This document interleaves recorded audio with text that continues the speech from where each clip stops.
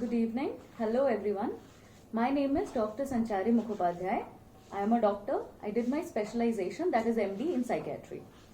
So today we'll talk about a mental health illness which is called OCD or Obsessive Compulsive Disorder. Why do we need to talk about it right now? Because there is a Government of India regulation in this lockdown regarding hand sanitization, frequent hand washing, maintaining cleanliness, social distancing, etc. So I feel that it would be important to know what the illness is and where the fine line is between being aware, being cautious to prevent COVID-19 and becoming or having an obsession or compulsion. Now, what is OCD or Obsessive Compulsive Disorder? This is a psychiatric illness which is characterized by recurrent, intrusive thoughts or acts which are meaningless as perceived by the person concerned, persist despite the resistance of the person, and causes significant distress to the person. Now, I'll give an example to elaborate what exactly this is. For example, I have a doubt, I have a continuous doubt that my hands are dirty. So, recurrent means it keeps on coming inside my head, whatever I am doing. So I have a doubt, I go and wash my hands and come back. But the doubt does not go off. I keep on having it. Suppose I am trying to concentrate on work, I am trying to do something else, I am trying to even think of something else, but then it still intrudes into my thoughts or other activities. In reaction, I might go and wash my hands multiple times and come back, thinking that this will then go off. My dirt will get removed. But the doubt of dirt does not go off. I understand that it is pointless. My hands must be clean by now because I have washed it. I try to resist the thought. I try to concentrate on something else. I try to do a lot of other things, but I am not able to control it. So this can explain how obsessions are. Now, obsession is the thought part of it and compulsion is the act part of it. For example, the doubt of dirt that I am having is obsession because it's in my thought level, and the compulsive act is my reaction to it, that is going and washing my hand. In this case, what is happening? I am doing this compulsive activity to alleviate the obsession. There can be other compulsive acts also. For example, this will be an example of more or less an isolated compulsion. For example, if I have to enter a room, I have a thought or a belief that I have to put the right foot first and then tap on the floor 3 times before entering any room. If I don't do it, something bad will happen. What will happen? I don't know. How do I know that something bad will happen? I don't know. And how is my behavior or my putting the right foot first and then tapping on the floor 3 times going to prevent it?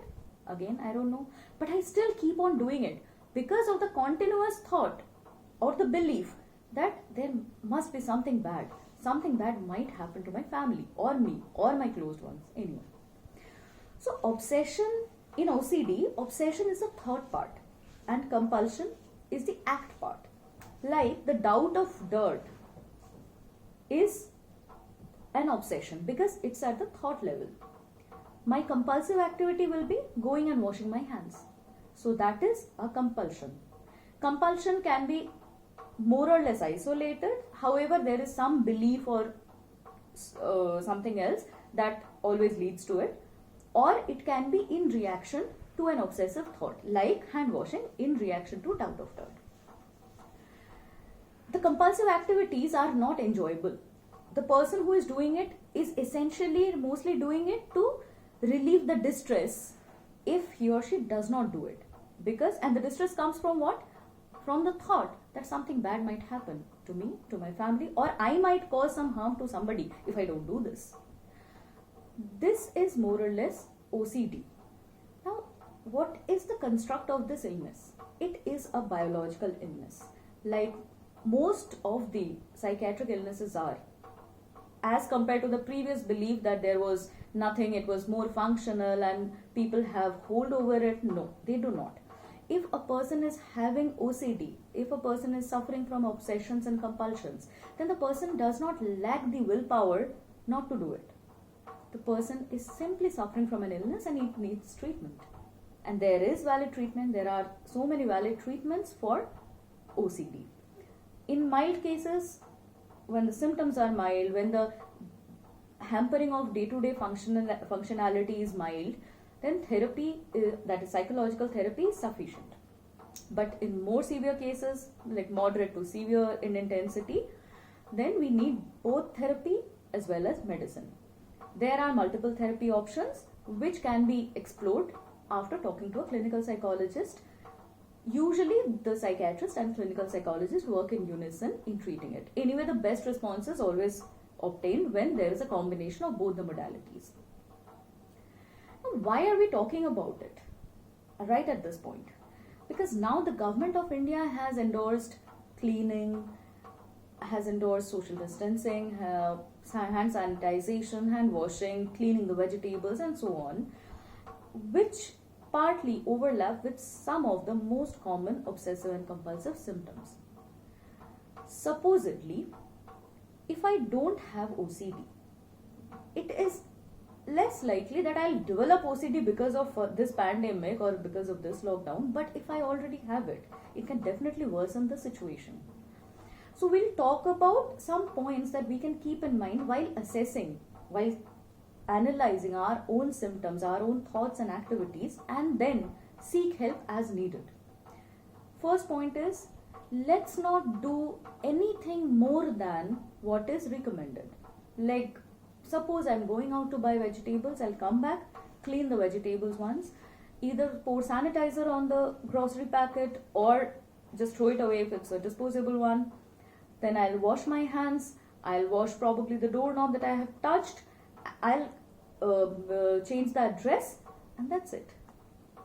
But if we are doing it more than it has already been recommended, it's not going to prevent the infection. So if this kind of doubt persists, whether I am clean, whether there is a virus, or what if I have an infection, then it may not be merely awareness. It can be a problem. It can be a symptom of this illness. Coming to the second thing is fear. For fear, what we do is we often seek and re-seek information from various sources. I would recommend that let's stick to particular sources, authorized sources like WHO website or Government of India website for a global understanding as well as a national understanding. More than that, beyond that, if there's a WhatsApp forward, if there are social media messages or things, try to ignore them, because all the messages, all the forwards are definitely not verified. So it's better to seek information from people who know what it is that they are talking about and then be content with that. My re-seeking information and then going to everybody and asking something and then reading everything that is coming is not going to change the situation. It's not going to prevent the epidemic from happening. It's not going to stop spreading the infection. It's not going to help me in any way. It's just worsening my mental health. So there, we have to draw a line. If there are some groups where you get frequent forwards, you can just mute it. Or if the people who are sending you such things are close to you, you can tell them not to forward unverified messages. In reaction also, you can be just nice and tell them what you have read in some authorized sources. And that will be it. So our thought process will be, we have done our bit, we know as much as there is to know, and that's it. We can't do anything else. But despite knowing all these things, if we still have similar symptoms, if we still keep on having doubts, for example, doubts and fear of infection of, suppose I went to the vegetable shop and then after coming back I am just scared, I am just having continuous thoughts. What if the vendor was infected?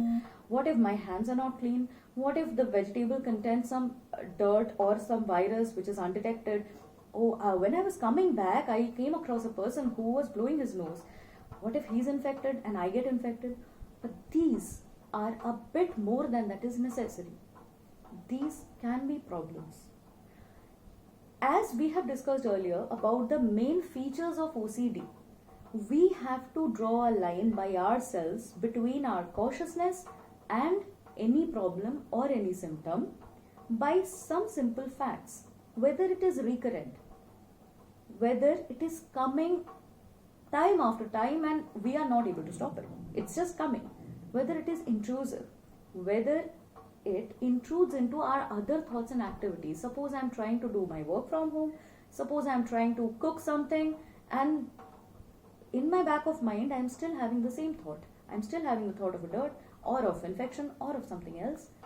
That again is a problem. Third will be whether it is distressing me. As I know that it is pointless. So if it is distressing me, that I know that it cannot be, the infection cannot be, and I am thinking too much, I am overthinking, but still I am not able to control that thought.